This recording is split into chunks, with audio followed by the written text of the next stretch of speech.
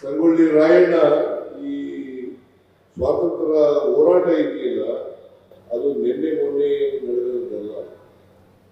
ಬಹಳ ವರ್ಷಗಳಿಂದ, ನೂರಾರು ವರ್ಷಗಳಿಂದ ಸ್ವಾತಂತ್ರ್ಯ ನಡೆಯಿತು. ಈಗ ಸಂಗೊಳ್ಳಿ ರಾಯಣ್ಣ ಮತ್ತೆ ಕಿತ್ತೂರು ಚೆನ್ನಮ್ಮ ಬ್ರಿಟಿಷ್ನವರ ವಿರುದ್ಧ ಹೋರಾಟವನ್ನು ಮಾಡಿದ್ರು. ಬ್ರಿಟಿಷ್ನವರಿಗೆ ಭಕ್ತಕತೆ ಕೆಲಸವನ್ನು ಮಾಡಲಿಲ್ಲ. ಚೆನ್ನಮ್ಮನು ಕೂಡ ಮಾಡಬಹುದಾಗಿತ್ತು, ಸಂಗೊಳ್ಳಿ ರಾಯಣ್ಣ ಕೂಡ ಮಾಡಬಹುದಾಗಿತ್ತು. ಅವ್ರಿಗೆ ಸರೆಂಡರ್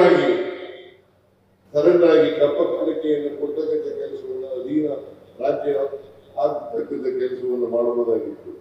ಆದರೆ ಸಾಮಂತರಾಗಿ ಉಳಿಲಿಕ್ಕೆ ಕಿತ್ತೂರು ರಾಣಿ ಚೆನ್ನಮ್ಮ ಒಪ್ಪಲಿಲ್ಲ. ಹಾಗಾಗಿ ಬ್ರಿಟಿಷ್ನವ್ರ ಮೇಲೆ ಯುದ್ಧವನ್ನು ಮಾಡಿದ್ರು. ಬ್ರಿಟಿಷ್ನವರು ಸೋಲು ಗೆಲುವುಗಳು ಇದ್ದೇ ಇರ್ತವೆ. ಹಾಗಂತೇಳಿ ಸೋತು ಅಂತೇಳಿ ಚೆನ್ನಮ್ಮ ಯಾವತ್ತೂ ಕೂಡ ಸರೆಂಡರ್ ಆಗ್ತಕ್ಕಂಥ, ಬ್ರಿಟಿಷ್ನವರಿಗೆ ಅಧೀನ ಆಗ್ತಕ್ಕಂಥ ಕೆಲಸವನ್ನು ಮಾಡಲಿಲ್ಲ ಅಂತಕ್ಕಂಥದ್ದನ್ನು ಮಾಡಲಿಕ್ಕೆ ಬಯಸ್ತಾ ಇದ್ದೇವೆ. ಇವರು ಸಂಗೊಳ್ಳಿ ರಾಯಣ್ಣ ಬದುಕಿರೋರಿಗೂ ಕೂಡ ಆಗಾಗ್ಗೆ ಗೆರಿಲ್ಲಾ ಯುದ್ಧವನ್ನು ಮಾಡ್ತಾ ಇದ್ರು. ಆ ಗೆರಿಲ್ಲಾ ಯುದ್ಧವನ್ನು ಮಾಡಿ ಬ್ರಿಟಿಷ್ನವರಿಗೆ ಚೆಳ್ಳೆಯನ್ನು ತಿಳಿಸ್ತಕ್ಕಂಥ ಕೆಲಸವನ್ನ ಮಾಡಿದ್ರು ಅಂತಕ್ಕಂಥದ್ದನ್ನು ಮರೀಲಿಕ್ಕೆ ಸಾಧ್ಯ ಇಲ್ಲ. ನಾವೆಲ್ಲರೂ ಕೂಡ ಸಂಗೊಳ್ಳಿ ರಾಯಣ್ಣನ ಕಲಿಬೇಕಾದಂತ ಆದರ್ಶ ಏನಪ್ಪ ಅಂತಂದ್ರೆ, ನಾವು ಈ ನಾಡಿನ ಮಣ್ಣಿನ ಮಕ್ಕಳು, ನಾವು ಈ ನಾಡಿನ ಪ್ರೇಮವನ್ನ, ಈ ದೇಶದ ಪ್ರೇಮವನ್ನ, ದೇಶ ಪ್ರೇಮವನ್ನು ಬೆಳೆಸ್ಕೊಳ್ತಕ್ಕಂಥ ಕೆಲಸವನ್ನ ಮಾಡಿದಾಗ ಮಾತ್ರ ಕಿತ್ತೂರು ರಾಣಿ ಚೆನ್ನಮ್ಮನವರಿಗೆ ಮತ್ತು ಸಂಗೊಳ್ಳಿ ರಾಯಣ್ಣವರಿಗೆ ನಾವು ಗೌರವವನ್ನು ಸಲ್ಲಿಸಿದಾಗ ಆಗ್ತದೆ ಅನ್ನತಕ್ಕಂಥ ಮಾತುಗಳನ್ನು ಹೇಳಲಿಕ್ಕೆ ಬಯಸ್ತಾ ಇದ್ದಾರೆ. ಸಂಗೊಳ್ಳಿ ರಾಯಣ್ಣವರು ಕೊನೆಗೆ ಬ್ರಿಟಿಷ್ನವರ ಸೆರೆ ಆದ್ಮೇಲೆ ಅವ್ರ ಜೊತೆಯಲ್ಲಿ 6 ಜನ, ಸಂಗೊಳ್ಳಿ ರಾಯಣ್ಣರು ಸೇರಿ 7 ಜನ ನೇಣಿಗೆ ಹಾಕ್ತಾರೆ. ಅದೇ ನಂದಿಗಡ ಆಂದೋಲನದಲ್ಲಿ ಅವರನ್ನ ನೇಣು ಹಾಕ್ತಕ್ಕಂಥ ಕೆಲಸ ಮಾಡ್ತಾರೆ. ಅದರ ಅಭಿವೃದ್ಧಿಯನ್ನು ಕೂಡ ಈಗ ಸಂಗೊಳ್ಳಿ ರಾಯಣ್ಣನ ಪ್ರತಿಮೆ ಆಗಿದೆ. ಈಗ ಯಾರ್ಯಾರು ಸಂಗೊಳ್ಳಿ ರಾಯಣ್ಣನ ಜೊತೆ ನೇಣುಗಂಬಕ್ಕೆ ಹೋದ್ರು ಅವರೆಲ್ಲರ ಸಮಾಧಿಗಳನ್ನು ಕೂಡ ಅಭಿವೃದ್ಧಿ ಮಾಡ್ತಕ್ಕಂಥ ಕೆಲಸವನ್ನ ಮಾಡ್ತೇವೆ. ಯಾಕೆಂತಂದ್ರೆ ಅವರು ಕೂಡ ದೇಶಕ್ಕಾಗಿ ಹೋರಾಟ ಮಾಡಿದವರು, ಅವರು ಕೂಡ ಬ್ರಿಟಿಷ್ನವರ ವಿರುದ್ಧ ಹೋರಾಟ ಮಾಡಿದವರು. ಅವರ ಸಮಾಧಿಗಳನ್ನು ಕೂಡ ಅಭಿವೃದ್ಧಿ ಮಾಡ್ತಕ್ಕಂಥ ಕೆಲಸವನ್ನು ಮಾಡ್ತೇವೆ. ಹೇಗೆ ಸಂಗೊಳ್ಳಿ ರಾಯಣ್ಣ ಅಭಿವೃದ್ಧಿ ಮಾಡಿದ್ದೀವಿ, ಹಾಗೆಯೇ ಅವರ ಸಮಾಧಿಗಳನ್ನು ಕೂಡ ಅಭಿವೃದ್ಧಿ ಮಾಡ್ತಕ್ಕಂಥ ಕೆಲಸವನ್ನು ಮಾಡ್ತೇವೆ ಅಂತಕ್ಕಂಥ ಮಾತುಗಳನ್ನು ಈ ಸಂದರ್ಭದಲ್ಲಿ ಹೇಳಲಿಕ್ಕೆ ಬಯಸ್ತಾ ಇದ್ದೇವೆ.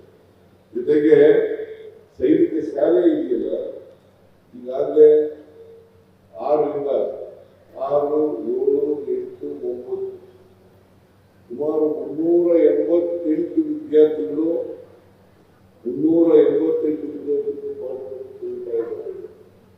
ಯಾಕೆಂತಂದ್ರೆ, ಈ ನಾನು ಕೊಡಗಿನಲ್ಲಿ ಒಂದು ಸೈನಿಕ ಶಾಲೆಯನ್ನು ಮಾಡಿದೆ. ನಾನು ಹಿಂದೆ ಮುಖ್ಯಮಂತ್ರಿಯಾಗಿರುವಾಗ ಸಂಗೊಳ್ಳಿ ರಾಯಣ್ಣ ಕೊಡಗಿನಲ್ಲಿ ಒಂದು ಸೈನಿಕ ಶಾಲೆಯನ್ನು ಮಾಡಿದೆ. ಬಿಜಾಪುರದಲ್ಲಿ ಆಗ್ಲೇ ಇದೆ, ಇದು ಒಂದು ಸೈನಿಕ ಶಾಲೆ.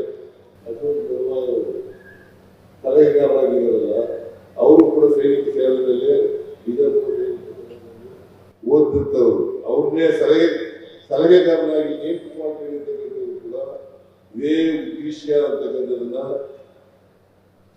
ನಾನು 2 ವ್ಯಕ್ತಿಗಳನ್ನ ನೆನಪಬೇಕಾಗ್ತದೆ.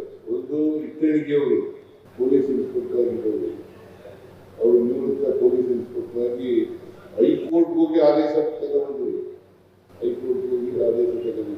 ಇನ್ನೊಂದು ರೇವಣ್ಣ, ಅವರ ಅಧ್ಯಯನ ಸಮಿತಿ ಅವರ ಅಧ್ಯಕ್ಷತೆಯಲ್ಲೇ ಮಾಡಿದ್ದರು.